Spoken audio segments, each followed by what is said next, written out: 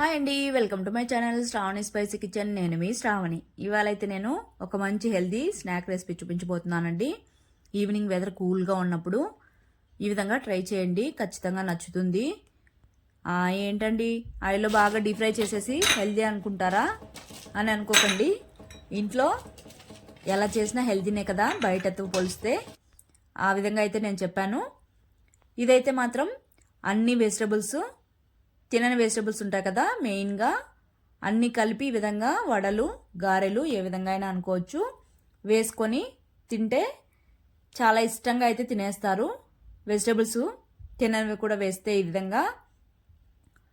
అందులోనూ meal maker చాలామంది తినరు కదండి. ఈ విధంగా ఇందులోకి వేసి తినడం వల్ల అస్సలు ఆ ఫీలింగే ఉండదండి, అంత టేస్టీగా అయితే ఉంటుంది. తప్పకుండా అయితే ఈ విధంగా ట్రై చేయండి, ఖచ్చితంగా అయితే నచ్చుతుంది, డౌటే లేదు. ముందుగా అయితే ప్రాసెస్లోకి అయితే వెళ్ళిపోదాం. ఇక్కడైతే నేను క్వాంటిటీ అయితే క్యాబేజ్ అనేది ఎక్కువగా తీసుకున్నాను. మీకు నచ్చిన వెజిటబుల్స్ అయితే వేసేసుకోవచ్చు. ఇక్కడ క్యాబేజ్ అనేది సగం తీసుకొని ఈ విధంగా బాగా సన్నగా కట్ చేసేసుకొని పక్కన పెట్టేసుకోవాలి. అలానే బీన్స్ కూడా నేను ఇక్కడ చూపిస్తున్నాను కదా, ఆ విధంగా అయితే చాప్ చేసేసుకోవాలి. తర్వాత పచ్చిమిర్చిని కూడా ఈ విధంగా సన్నగా కట్ చేసేసుకొని వేసుకోవాలి. తర్వాత క్యారెట్ అయితే మరీ సన్నగా కాకుండా మీడియం సైజులో అయితే తురిమేసుకోవాలి. తర్వాత క్యాప్సికమ్ అనేది ఈ విధంగా సన్నగా పొడవుగా కట్ చేసేసుకోవాలి. తర్వాత ఒక మిక్సింగ్ బౌల్ తీసుకొని మనం కట్ చేసి పెట్టుకున్న వెజిటబుల్స్ అన్నీ ఒకదాని తర్వాత అయితే ఒకటి యాడ్ చేసేసుకోవాలి. ఇక్కడైతే నేను క్యాబేజ్, క్యారెట్, క్యాప్సికమ్, బీన్స్ వేసుకున్నాను. ఇంకా ఎన్ని వెజిటబుల్స్ అయినా వేసుకోవచ్చు, టేస్ట్ మాత్రం ఖచ్చితంగా బాగుంటుంది. తర్వాత పచ్చిమిర్చిని కూడా వేసేసుకొని పక్కన పెట్టేసుకున్నాక ఇప్పుడైతే స్టవ్ మీద ఒక కడాయి పెట్టుకొని 2 గ్లాసుల దాకా వాటర్ అయితే వేసుకోవాలి. అలానే కొద్దిగా సాల్ట్ వేసుకొని వాటర్ని బాగా మరగనివ్వాలి. మరిగిన తర్వాత ఒక కప్పు దాకా మీల్ మేకర్ని వేసేసుకొని ఒక పొంగు వచ్చిన తర్వాత స్టవ్ ఆపేసి ఒక బౌల్లోకి అయితే ట్రాన్స్ఫర్ చేసుకోవాలి, కూల్ వాటర్లోకి. ఈ విధంగా ట్రాన్స్ఫర్ చేసుకున్న తర్వాత చూడండి, ఇక్కడ నేను చూపిస్తున్నట్టుగా అయితే గట్టిగా వాటర్ అన్ని బాగా పిండేసుకోవాలి. ఈ విధంగా పిండుకున్న తర్వాత ఒక మిక్సీ జార్లోకి అయితే తీసేసుకోవాలి మొత్తం.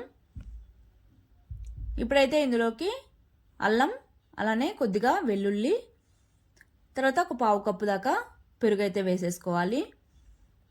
ఇక్కడ కావాలంటే ఇంకా పచ్చిమిర్చిని కూడా ఈ విధంగా కచ్చాపచ్చగా మిక్సీ పట్టేసుకోవచ్చు, డైరెక్ట్గా చాప్ చేసేసుకోకపోయినా.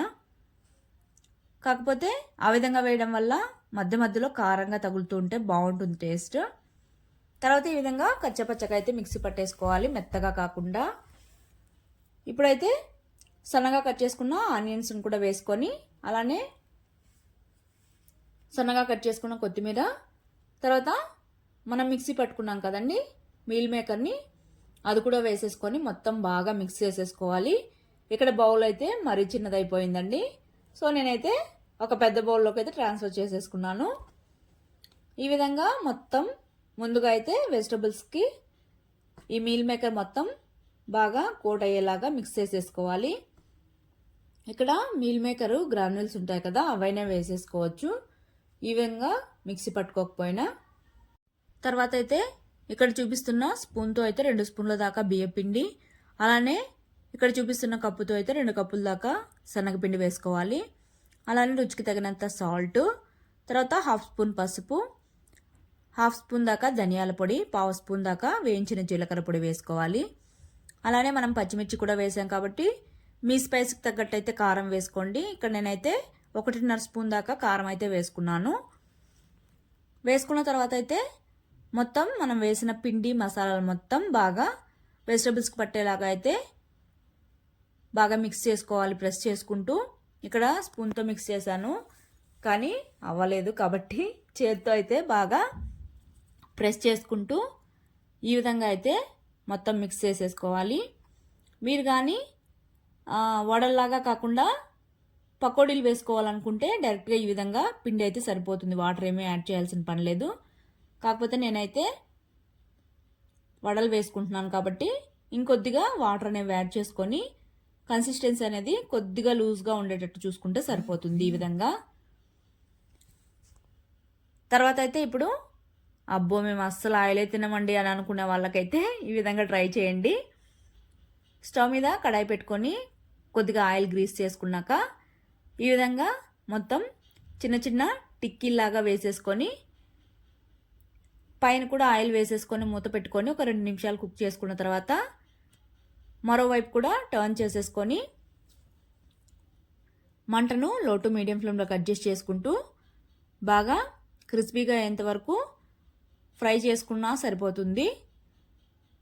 లేదు ఈ ప్రాసెస్ కూడా మాకు వద్దనుకుంటే ఇంకొద్దిగా ఆయిల్ అనేది కొద్దిగా ఎక్కువ వేసుకొని ఈ విధంగా నార్మల్గా మనము బియ్యపు రొట్టె చేస్తాం కదా, ఆ విధంగా మొత్తం స్ప్రెడ్ చేసేసుకొని పైన కూడా ఆయిల్ వేసేసుకొని ఒక సైడు ఫ్రై అయ్యాక ఇంకో సైడ్ కూడా టర్న్ చేసుకొని ఈ విధంగా తిన్నా పర్లేదు.